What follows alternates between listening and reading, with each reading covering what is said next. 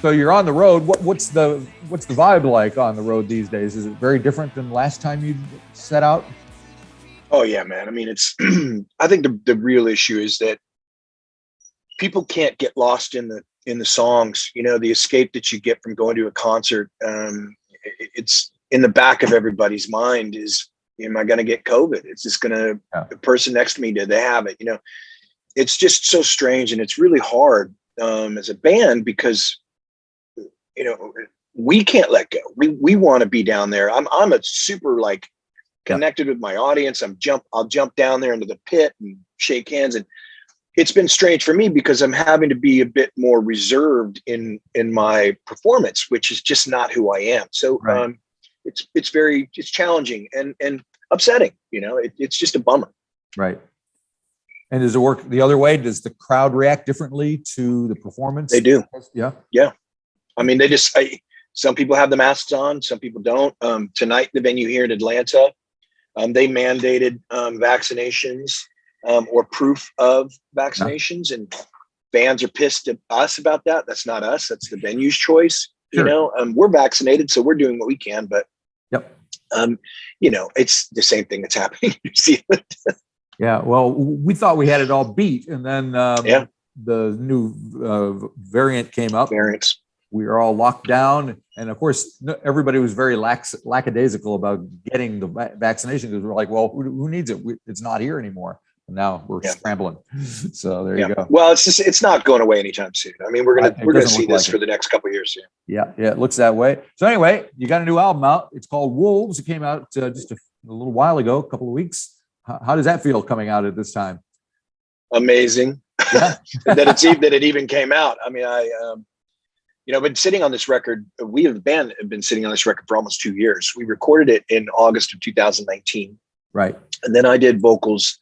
I took September, October, November, and December to work on the melodies and vocals and lyrics and everything that I wanted to make sure that I was supporting these, in my opinion, great songs. I really think there's something magical about these tracks. And it was important for me to take that time.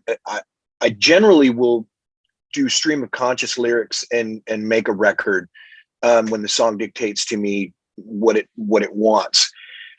This is the first time since the debut album that I've actually sat down and worked on these melodies and lyrics and making sure that they were right. And it was interesting for me. I've never done that before, and I'm since the debut album, and that was so long ago for me, you know. It was almost 30 years ago. Yeah. So to actually kind of make myself do that, I was so happy that I did that. But the fact that this record's even out, you know, we talked about releasing it last year, and the conversation with management and the label was, this is really going to be a type of record that we have to tour and support it. And so we held it off as long as we could, released a couple, you know, tracks previous so that people could get a little bit of a, you know, get rid of the salivating they had going on or whatever it was. Tied them over for a bit. So that's what we did. Yeah. So when you were recording I mean, it sounds like it was kind of done, maybe the musical tracks were done first and you went back and worked on your vocals and your lyrics and all that. So what was it like in the studio when you're doing this stuff together? Who was kind of running things? How were ideas popping around? What was the vibe like? Well, we wrote quite a few of the tracks during sound checks in 2018 and 2019. We really like doing that. We get very inspired during sound check. We're one of the, you know, the few bands that actually will sound check for an entire hour, you know, just to make sure that we're, you know, comfortable with whatever. So it was great to be able to have those songs written. So what happened really was we got into pre-production. We did 2 days worth of pre-production, and we just kind of knocked around the ideas to make sure that they were working correctly. We recorded those. Everybody went home, took a day off, listened through to all the songs, and the consensus was, okay, let's get in the studio. We're ready. So we popped in, we recorded live. What I do in that process of recording live is they build a little ISO booth for me in the middle of the room where everybody's at. And I sing through certain melodies that I have in my head or that I've worked on. That continues the track and movement forward. I also direct I'll be like, okay, here's the build. Give me a lead in. I need a drop here and that sort of stuff. So everybody's hearing me and I'm kind of directing that, which is a lot of fun. I like doing that. And I find that in the live process, if you're recording live, that gives great energy to the tracks. And I think that on this album, you can feel that, you can feel the tension, you can feel the aggressiveness, you can feel the anxiousness, you can feel the inspiration. It comes across that way. And I love recording live. So I think that's why this record's got a kind of a special sound to it. Right. Yeah, I noticed there's quite a bit of intensity on a track like Sunshine. You know, it's there's something kind of pushing that along. Can you tell me a little bit about that track?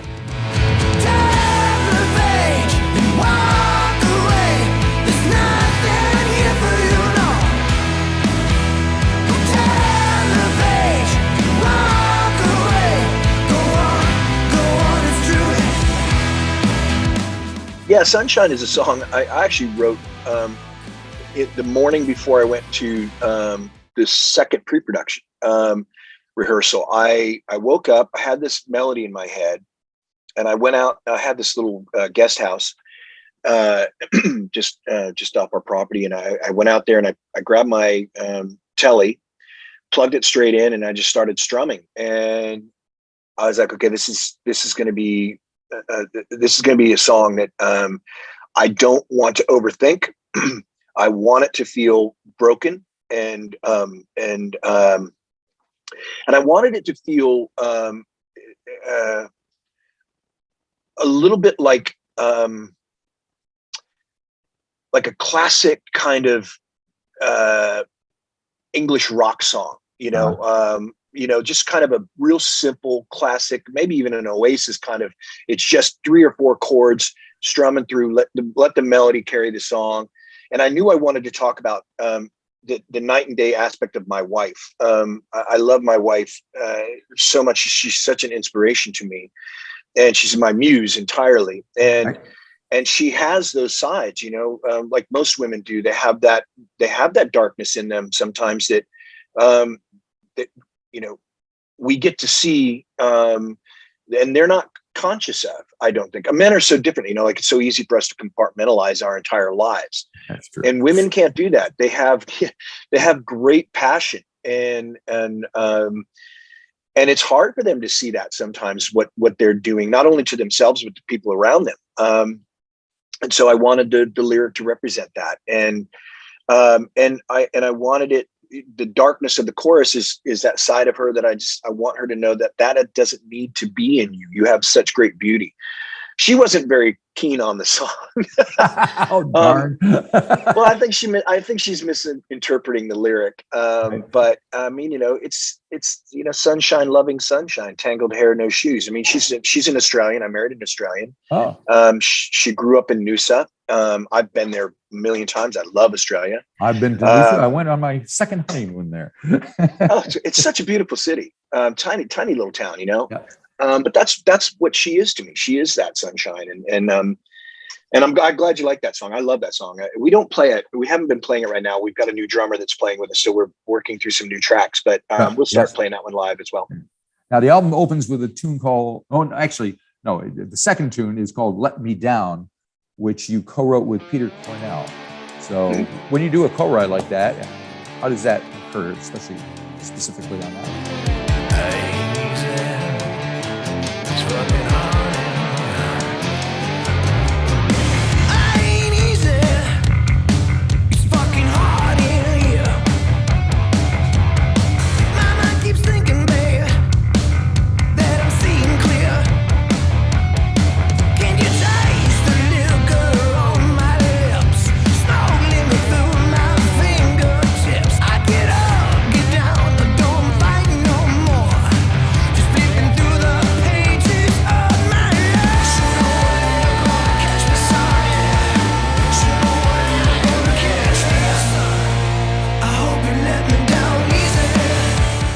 Well, Let Me Down Easy was I had sat with Peter in Seattle. We got together to do a couple reunion shows, Pete, Marty, Scott, and myself, in 2018.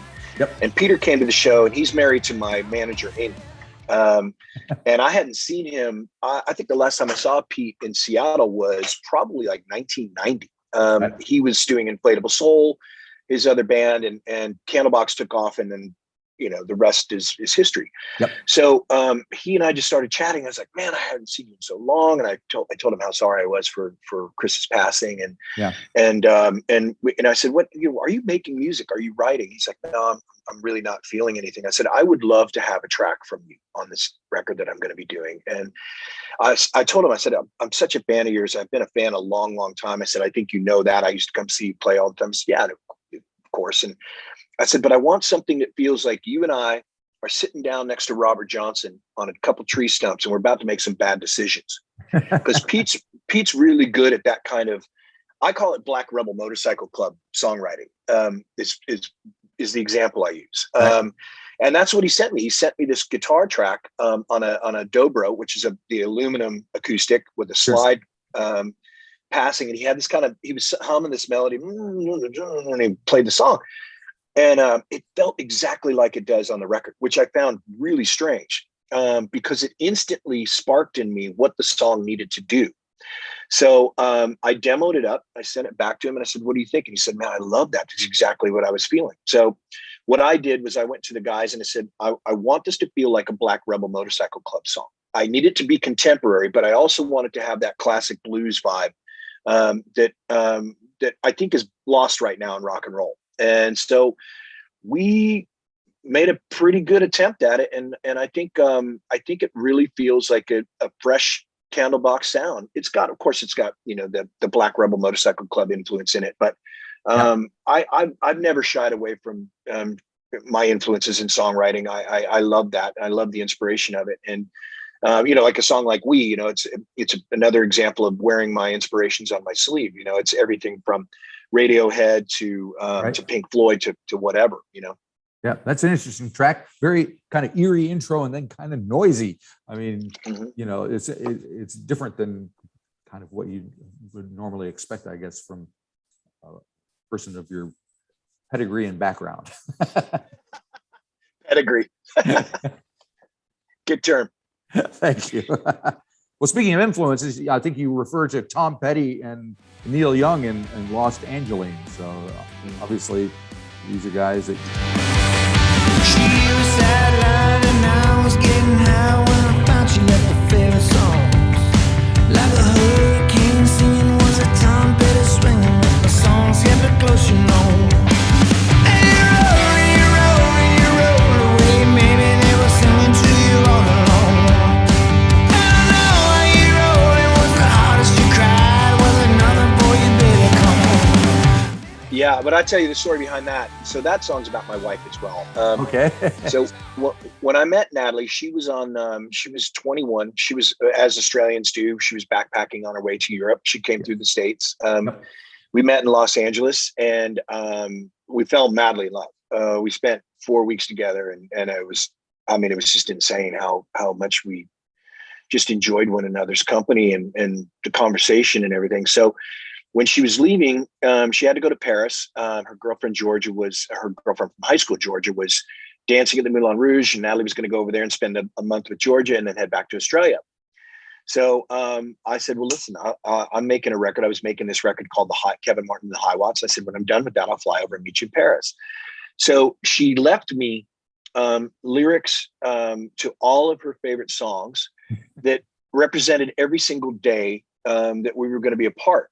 And so there was a lyric for every day that I would until I would see her, which I just thought was so beautiful. That's pretty cool. Yeah.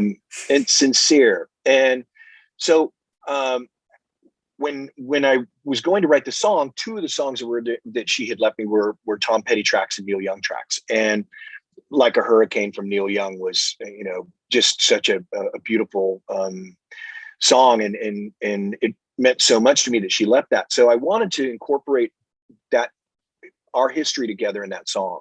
And Lost Angeline just represents, I said to her, I said, listen, if you don't come back to LA, it'll never be the same. So that's where the title Lost Angeline came from. Gotcha. Yeah. Now, speaking of Neil and, you know, talking about the beginning, early days of the band, when you look back at 30 years, 25, 30 years now, I mean, there's a lot of it that's being romanticized because that's what happens when time passes. But I mean, let's face it, a lot of those guys aren't with us anymore. So when you think back on that time, what does it make you, what comes to your mind?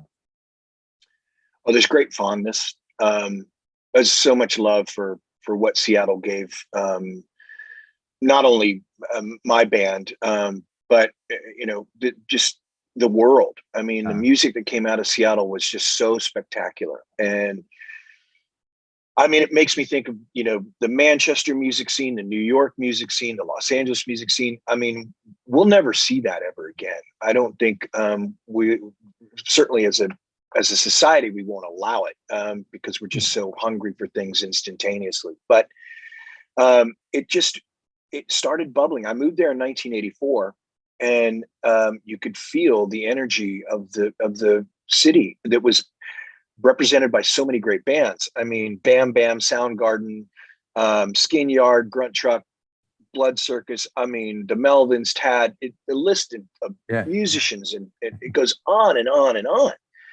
And I just was as much as I hated moving there from Texas, and moving from the sun and skateboard world that I lived in to the city of rain and drugs, I was not happy. But within 2 weeks, I had gone to see my first show and started to realize this might be a great opportunity for somebody like me, because I was playing drums in a punk band, and I wanted to have that opportunity, and it just seemed like the perfect environment for that. And it was. I mean, I loved it so much. And I still I look back at all these records of these bands from Seattle that inspired and influenced, so many generations.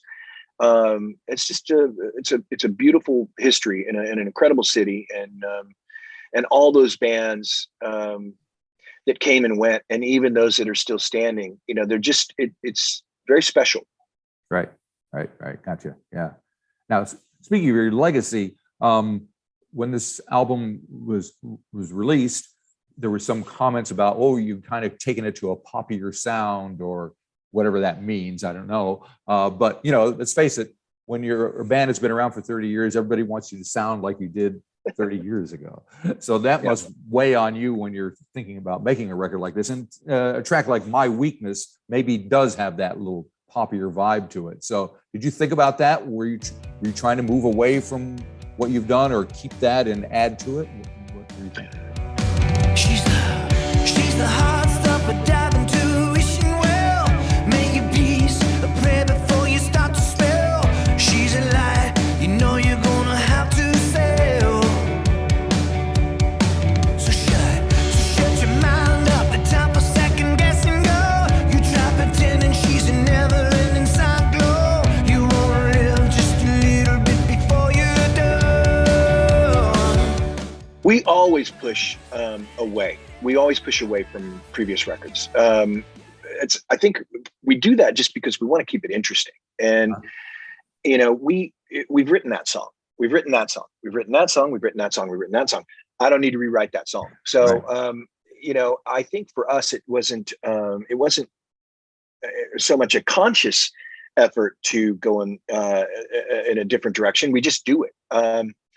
My Weakness was written by my buddy Don Miggs about a entirely dysfunctional relationship, and I love Don because this is his wheelhouse. I don't come from that kind of songwriting. It's not. It just doesn't exist in me. I don't know why. I mean, it's pick up a guitar and play those chords, and it should be fine. Yeah. But I can't do it. It's just not who I am. So I called him and I said, "Listen, I want something that kind of feels like Springsteen and Bryan Adams and kind of great 80s pop rock." Right. And I'm like, "And you're so good at that. Would you write me a song?" And he did. And he sent it to me. And he had a bridge section in there that we took out. I changed like 2 or 3 of the phrases of the verses and stuff. But other than that, it's really exactly how Don gave it to me. And I love it. I would love to write more of these songs. I want to learn how to write these with him. So I said, "Listen, the next album, I'd like to sit with you and kind of pick your brain about this songwriting craft you have, how you do this, and how your mental capacity to approach it is, because it's just not in my wheelhouse." So are you thinking about the next album already? we're working on it right now, as a matter of fact, because I take so long between records, but I'm really inspired right now. Right. And it's probably because of the energy that's happening between us and the audience.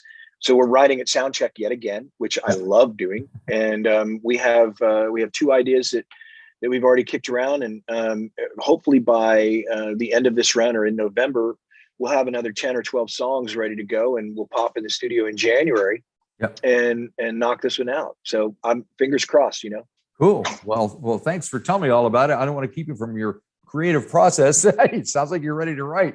And you got a gig. That's all good. Do you have a gig tonight or? Yeah, Atlanta. Oh, that sounds like fun. Hopefully people will be able to enjoy themselves as they need to, because that's what it's all about. So great. Exactly. All righty. Well, thank you very much. Come down here. My pleasure. Once things open up. Oh, we're trying. Yeah. We're trying to get to Australia and New Zealand. I love New Zealand. I've been there a couple of times, and I just, such a beautiful country. I fingers crossed again that this record does well enough for us to cross the pond and both sides.